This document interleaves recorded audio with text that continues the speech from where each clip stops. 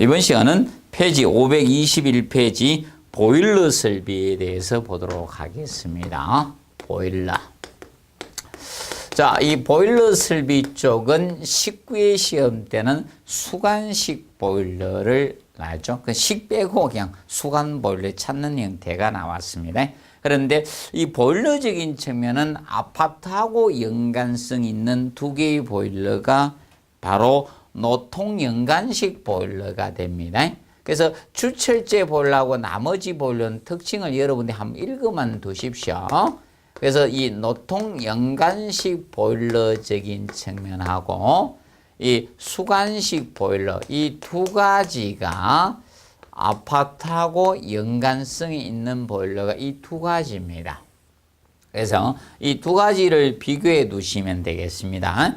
그래서 노통 연관식 보일러는 노통이라고 노무현 대통령을 의미하는 것은 아니에요. 그래서 이 노통은 이 연소실을 의미합니다.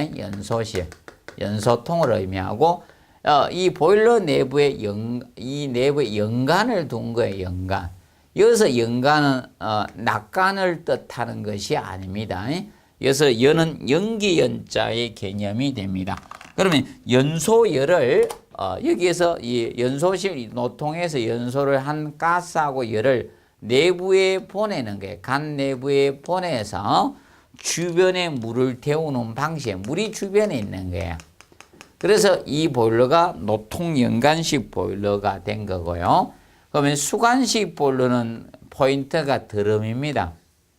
거기 보일러 523페이지 보일러 그림을 보시고요. 저는 대충 그리겠습니다. 자, 그래서 여기에는 상부에는 전기 드럼이 그래서 드럼이 있어요. 드럼과 그 다음에 물드럼, 수드럼이 있습니다. 물드럼이 있을 때 여기에다가 여러 많은 이런 수관을 설치를 한 거예요. 수관. 그래서 수관식 보일러라고 하는 거죠. 수관을 설치했다 해서 수관식 보일러 개념입니다. 그래서 얘는 행형, 수평으로 긴 보일러인 반면에 얘는 종형이죠. 아래 위로로 큰 보일러라고 보시면 되겠습니다. 그 차이점입니다. 그래서 노통 연관식 보일러는 그래서 어디에 많이 쓰는가 하면 이런 아파트, 자, 아파트나 이런 사무실 같은 개실, 사무실 같은데 이런 학교, 실이 많은데 적합도가 있는 것이 노통 연관식 보일러고요. 그래서 부하가 많다. 사용할 곳이 많은데 적당한 겁니다. 그런데 수관식 보일러가 이런 지역 난방입니다. 지역 난방이나 이런 대규모 건축물에 사용하는 것이 수관식 보일러의 개념이 됩니다. 그리고 얘가 중합 보일러고요. 얘가 중합용 보일러로 많이 이용되고 이것이 고압용 보일러로 많이 이용이 되고 있는 겁니다. 그리고 노통 연관식 보일러는 얘는 보유 수량이 많습니다. 보유 수량이 많아요. 반면에 얘는 보유 수량이 적어요. 보유 수량은 얘가 적습니다. 그리고 대신 얘는 순환 속도를 빠르게 해서 하는 난방이 수관식 보일러라고 보시면 되겠습니다. 자, 그리고 연소 여기 있죠. 열을 직접 배관 내에 보내서 데우다 보니까 수명이 짧을 수밖에 없어요. 직접 열을 받아 수명이 짧아져요. 그래서 사람도 자기 집에서 제일 스트레스 많이 받는 사람이 수명이 제일 짧잖아요. 그래서 여기 직접 열을 보내니까 수명이 짧을 수밖에 없는 겁니다. 자, 그런데 이 수관식 보일러는 거기 보면 제가 고도의 물처리 설비가 필요하다. 이거는 무엇을 의미하는가 하면 수관식 보일러 내부가 복잡습니다. 그래서 내부 청소하기가 힘들어요. 그래서 물처리를 잘해서 연소로 만들어서 공급을 해줘야 돼요. 만약에 이 경도가 높은 물을 쓰게 되면 내부에서 스케일이 발생하잖아요. 그럼 막혀. 사람도 혈관 막혀가 사람 죽는 것과 같이 이거는 폭발을 합니다.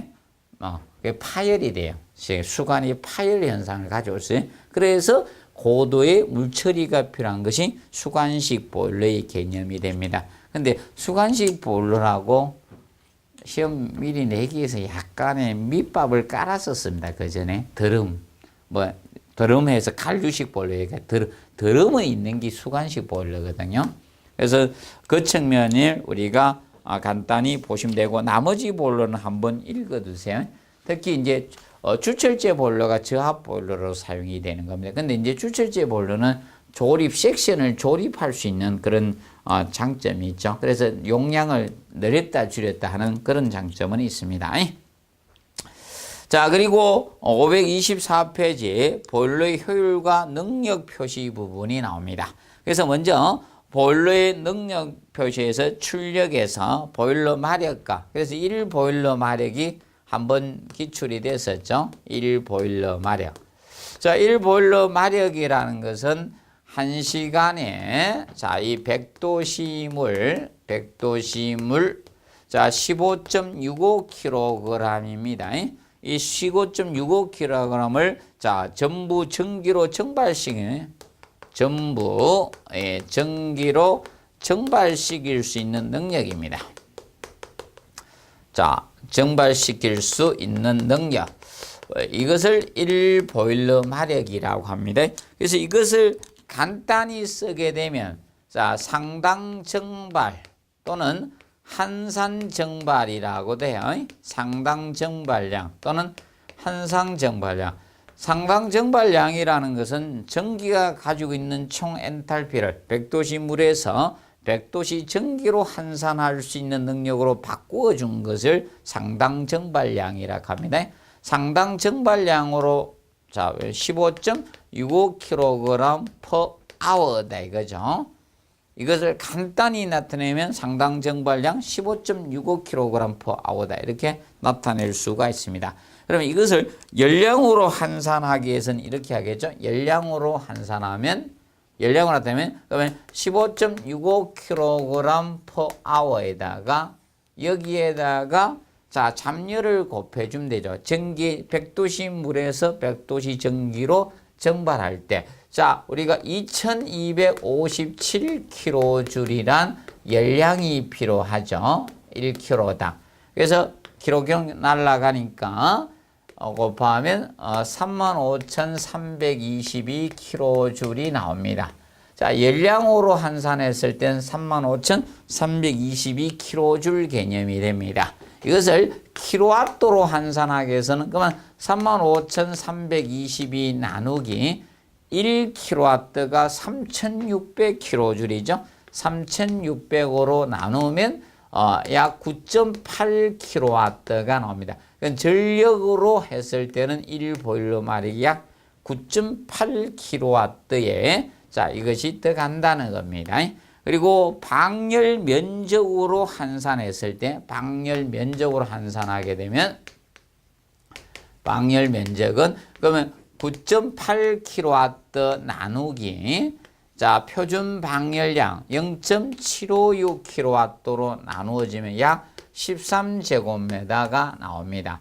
방열 면적으로 따졌을 때는 약 13제곱미터가 1보일러 마력 개념이 됩니다. 다음 중 이렇게 나타나죠. 1보일러 마력과 가장 관련성이 떨어진 것을 이렇게 낼 수도 있는 겁니다. 그래서 준비를 해 두시기 바랍니다. 자, 그리고 페이지 525페이지 보일러 효율과 보일러 부하적인 측면을 살펴보도록 하겠습니다. 자, 이 분야는 지금 현재 시험이 1, 2, 3, 4 네 문제가 현재까지 출제가 됐죠. 종합문제 뭐 지문 나온 거 빼고 개별적 문제는 한 네 문제가 출제가 됐었습니다. 자, 먼저 보일러 부하적인 측면을 먼저 살펴볼게요. 자, 보일러 부하에는 일단은 이겁니다. 겨울철에 난방도 하면서 냉방을 하는 보일러를 기준 잡은 거예요. 만약에 급탕만 하는 보일러는 틀려지는 거기 때문에 난방만 하는 것은 그래서 급탕과 난방을 동시에 하는 보일러 기준입니다. 그래서 일단 난방부하가 있고요. 난방부하가 있습니다. 자, 난방부하는 방열 면적 EDR에다가 방열 면적에다가 표준 방열량을 곱해서 산정하시면 되겠습니다. 표준 방열량. 자, 표준 방열량은 시험에 주어지지 않습니다. 자, 이것은 암기를 해야 되는데, 자, 전기일 때는 0.756kW가 됩니다. 면적당. 그리고 온수일 때는 0.523kW가 됩니다. 0.523kW. 그래서 안 되면 온수 단위는 꼭 암기를 해 두십시오. 0.523kW 곱해서 계산하시면 됩니다. 아니면 난방부하는 열관류에 의한 손실량, 한기에 의한 손실량, 그리고 틈새 바람에 의한 손실량 일일이 구해서 더하시는 방법이 있고요.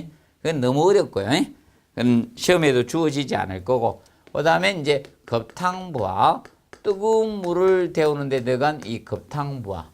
자, 급탕부하는 급탕량의 단위가 리터 per hour 대 리터 per hour 곱하기 비열, 물의 비열을 곱해서 온도 차이만큼 곱하면 이것이 능력이잖아요. 여기다가 킬로와트로 환산하기 위해서는 3600을 나누어 주시면 됩니다.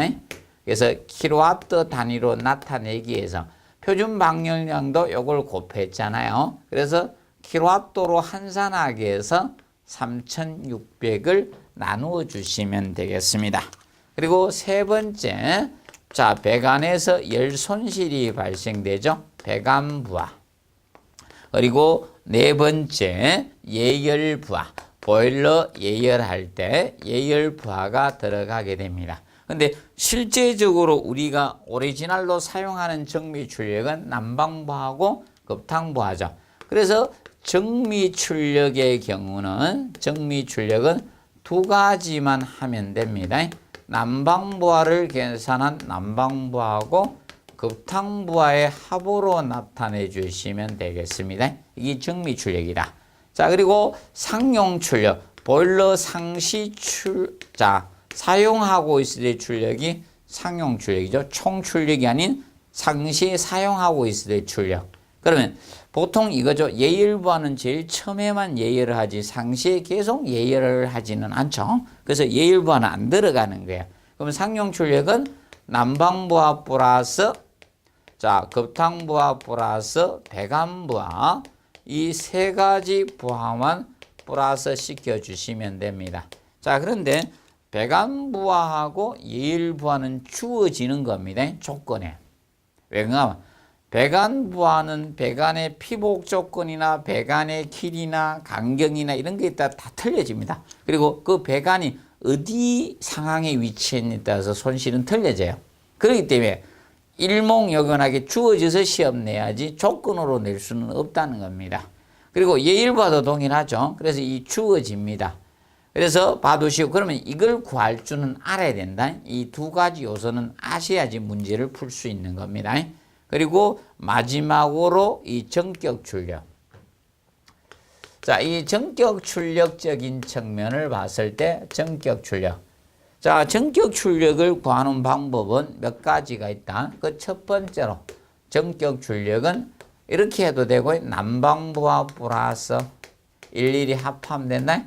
난방부하하고 급탕부하 플러스 배관부하, 배관의 열손실하고 예열부하 이 네 가지를 다 고려하셔도 되겠고, 자, 상용 출력을 알면, 자, 그래서 이 전격 출력 1번은 출제됐죠. 2번도 언급이 됐고, 상용 출력에다가 플러스 예열부하를 하셔도 전격 출력의 개념이 됩니다. 자, 그런데 자, 이렇게 전격 출력을 구할 수도 있다. 총 출력은 뭐 떼야지 뭐 되죠. 뭐 가스를 떼든 방카시유를 떼든 보일러를 가동하기 위해서 에너지 연료의 소비량에다가 곱하기 연료의 발열량에다가 자 곱하기 효율 곱하기 비중을 자 곱해서 우리가 계산하시면 되죠. 자, 그러면 이 식을 변형을 가지고 시험에 나왔었습니다. 전격 출력을 낸 것은 아니라 한 번은 효율을 냈고 한 번은 연료 소비량을 계산한 문제를 냈고 이 식을 나중에 알아야 모르냐 테스트한 문제도 있었습니다. 자, 그러면 현재 흐름상 이거 되잖아요. 그럼 효율의 부는 전체 X 이꼬로 전격 출력이잖아요. 그래서 효율이 앞으로 빼면 자, 전격 출력이 분자에 갈 거 아닙니까? 총 출력을, 전격 출력을 나머지 요소로 나누면 되잖아요. 연료의 소비량 곱하기 연료의 발열량 곱하기 비중 곱하기 이것을 백분율 한 거 아닙니까? 퍼센트.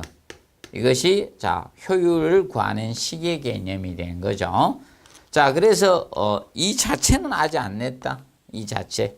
이 계산 문제는 출제가 되지 않았습니다. 그리고 발열량을 구하면 발열량 앞에 나가면 돼요.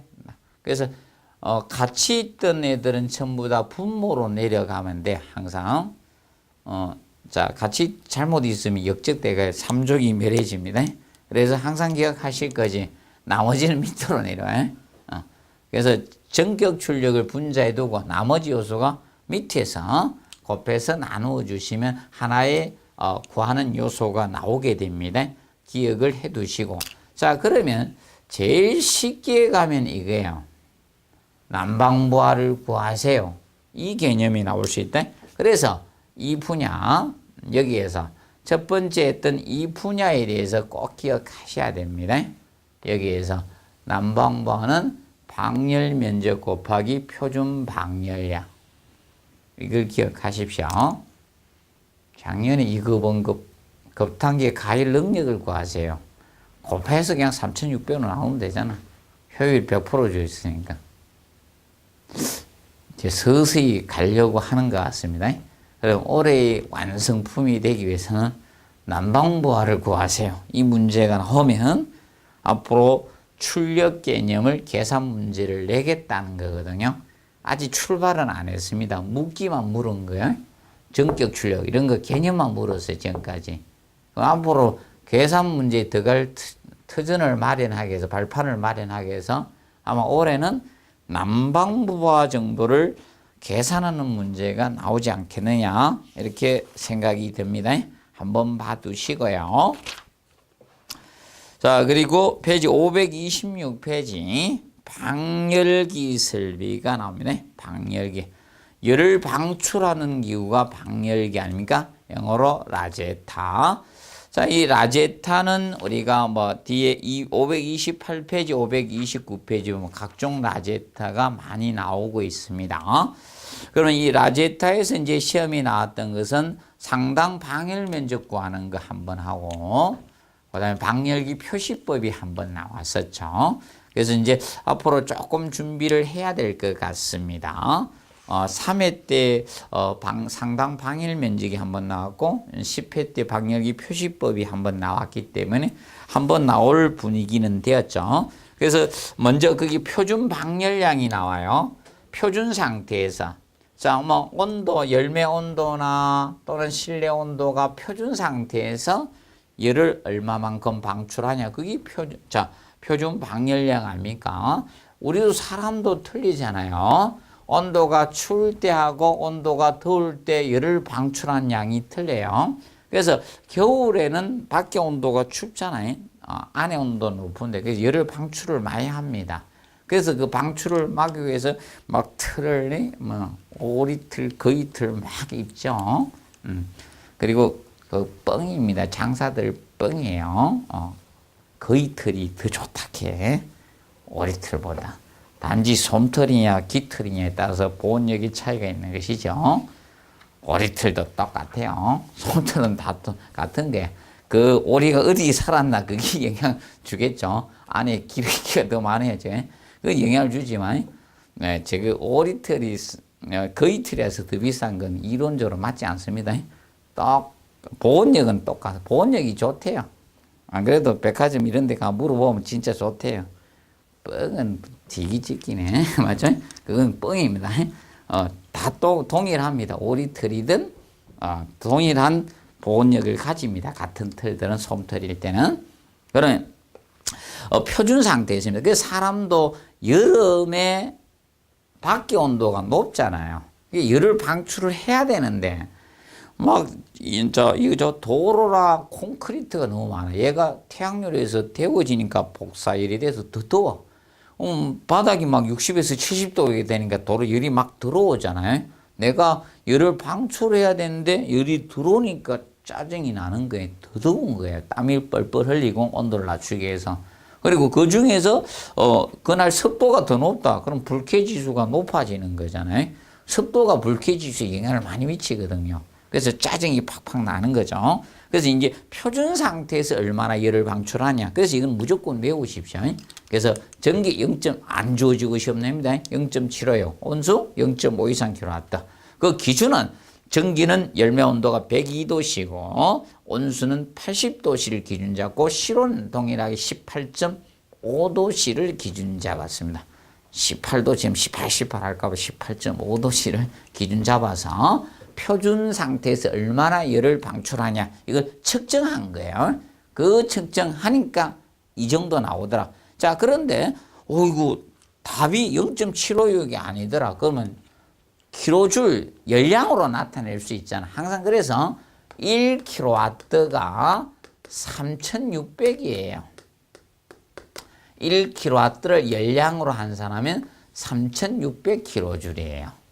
그래서 열량 단위로 나오면 3600을 곱하시면 되는 거예요. 둘 다 암기해 놓으면 안 돼. 머리들 다 빠집니다. 안 그래도 암기도 안 되는데 연세 들으신 분들은. 잊어먹는 게 더 바쁜데 어떤 분은 계단 한 단 내려갈 때마다 5개씩 잊어먹는다 하는데 하나 배우고 5개씩 잊어먹으면 어떡해? 그렇기 때문에 여러분들이 요거 기준 항상 잡아요. 그러면 이 급탕이든 난방이든 계속 적용되니까. 그래서 작년에도 이걸 알아야 되잖아요. 3600으로 나눠야지만 답이 나오니까. 곱한다고 나오는 게 아니잖아요. 나눠줄 줄 알아야 되니까. 자, 그래서 보시고, 그럼 여기서는 킬로와트가 아니다. 킬로죠. 그럼 곱하시면 됩니다. 3600을 곱해 대입하시면 되고. 그 다음에 상당 방열 면적, 이게 3회 때 나왔던 게요. 상당 방열 면적. 상당 방열 면적. 그래서 제가 옛날 공과학원에 강의하다가 각중에 3회 때 누구 대타로 나가게 내가 가서 해줬던 건데, 그때 이것도 못 찍으실 분들은 3회 배수가 30이었거든, 답이.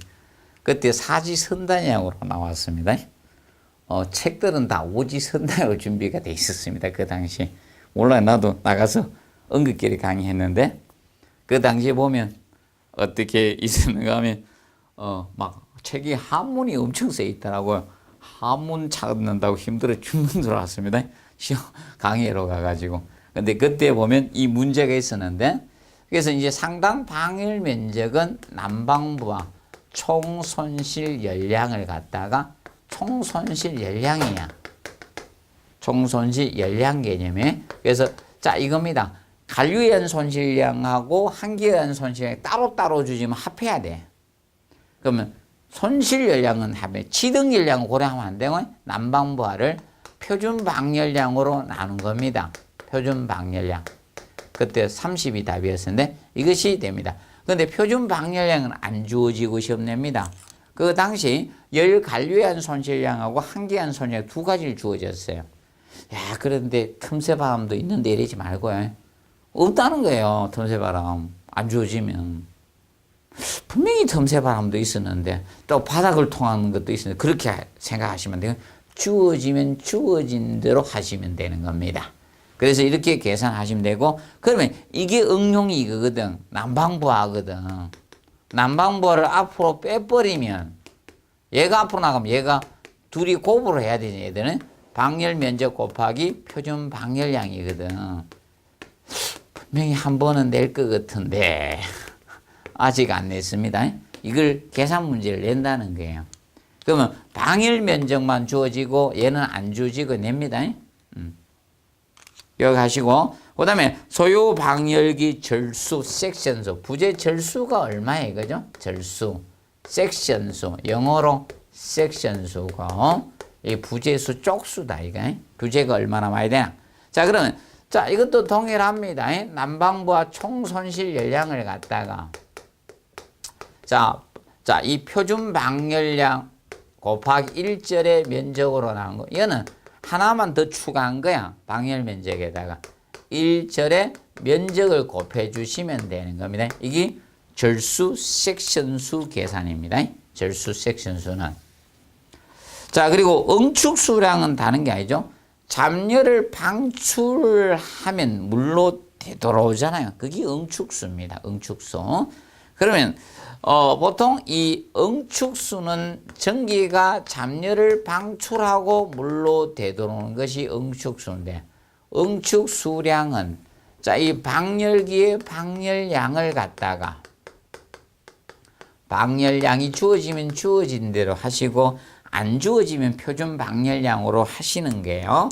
나누기 잡열, 상태 변화에 출입하는 잡열로 나누어 주시면 되는 거죠. 잡열. 이것이 바로 응축수량 개념이 된다. 조건이 안 주어지고 응축수량을 계산하라. 그러면요, 바로 표준 방열량 가지고 해주시면 됩니다. 여기에 두시고, 그 다음에 이제 방열기 종류에서 유일하게 나왔던 것이 페이지 530페이지 보시면 방열기 표시법이 시험에 기출이 되었습니다. 방열기 표시법.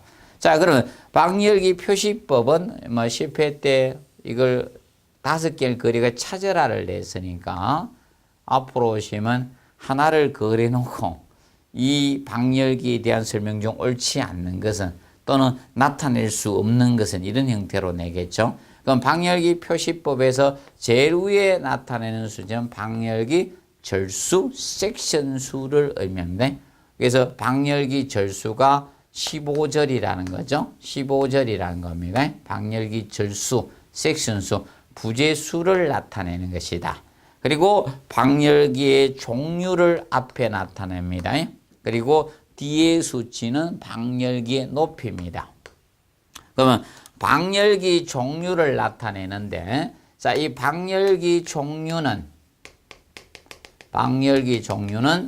자, 주형 방열기가 있고 가늘세 기둥주자 세중 가늘세자 써서 가는 게 세주형이 있습니다. 주형은 로마 숫자 2개 있으면 2주형, 3주형이 있고, 세주형은 아라비아 숫자 3, 5가 있습니다. 그러면 이것은 2주형 방열기다. 이거는 2주형 방열기고요. 그다음에 이것은 3주형 방열기. 로마 숫자는 주형 방열기다. 그리고 아라비아 숫자는 세주형, 3세주형 방열기다 이겁니다. 그리고 5세주형.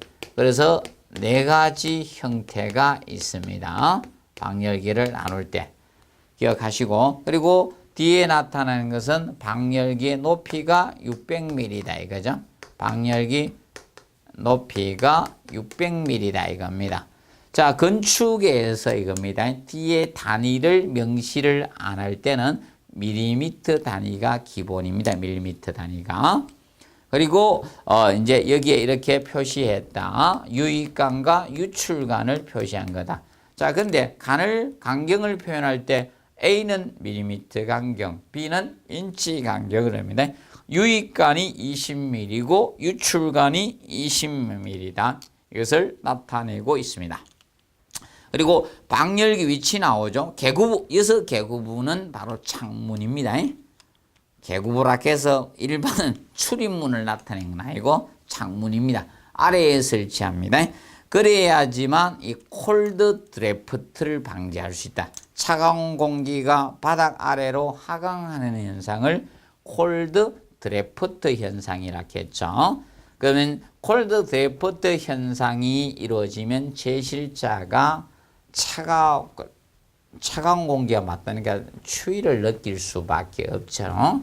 특히 아랫도리가 썰렁해. 그래서 무릎 담요가 필요한 것이 바로 이 콜드 드래프트 현상 때문입니다. 그래서 창문 아래에 이 방열기 라제트를 설치해서 공기를 데워서 바로 공기 대류 위로 올리게 해서 순환하는 방법이 바로 이 방열기 설치의 기본 원리가 됩니다. 우리가 항기설비 쪽에서는 거기에서 제2종 항기가 한번 출제가 되었습니다. 2종 항기, 압입식 항기인 2종 항기. 극기 쪽은 기계를 쏘고 배기 쪽에 일반 배기, 자연 배기를 한 거죠. 그것이 제2종 항기고요. 제3종 항기가 자 걷기 쪽은 자연 걷기를 하고 전문적에서 배기를 기계 배기한 것이 제3종 흡출식 항기입니다. 그래서 주방이나 이런 냄새나 이런 물질이 나는 데는 제3종 항기를 쓰고 있습니다. 그리고 531페이지 공동주택 및 다중이용시설의 항기 설비 기준. 이렇게 짧게 해놓으니까 시험을 내주고 길게 해놓을 때는 안 내지만 짧게 딱 잘라놓으니까 시험을 내주대요. 그래서 시간당 0.5회입니다. 시간당 0.5회. 그러면 2시간당 한 번 하라 이겁니다. 이거는 기준장 2시간당 한 번 정도 해주라 이겁니다. 항기는. 그러면 사실 여러분들 이 2시간당 항기 기준은 이 탄산가스량 때문에 합니다. 탄산가스량이 증가되면 하품이 있을 사람이 잠이 와요. 심하면 이제 두통 현상도 생기고 집에 오래 있으면 두통 생기고 항기를 안 했다는 겁니다. 그런 분들이 대표라고 보시면 되겠습니다. 졸음이 오는 것은 CO2량이 증가되면 무조건 졸음이 옵니다. 하품 실실 합니다. 그래서 보통 이겁니다. 산소가 부족해서 죽는 게 아니고 탄산가스량이 증가되가 먼저 죽습니다, 원래. 그래서 외국 영화에 보면 우주선 이런 데 보면 CO2 양을 측정을 합니다. 근데 우리나라는 동굴에서 이렇게 막혀가 죽을 때 촛불 켜놓고 얘기하죠. 산소가 부족해 이러면서 이야기하는데 실제 CO2량이 증가되면 미리 죽습니다. 자, 그래서 그거 보시고 그래서 보통 나중에 항기량을 계산할 때 CO2량 가지고 이 항기량을 계산하는 경우가 있습니다. 그래서 그거는 뭐 공조 설비 쪽 가가지고 그거는 한번 계산해 보도록 하겠습니다. 그래서 이번 시간은 여기서 마무리하고 다음 시간은 공기 조화 설비 쪽 들어가도록 하겠습니다. 이번 시간은 여기서 마무리하도록 하겠습니다. 수고하셨습니다.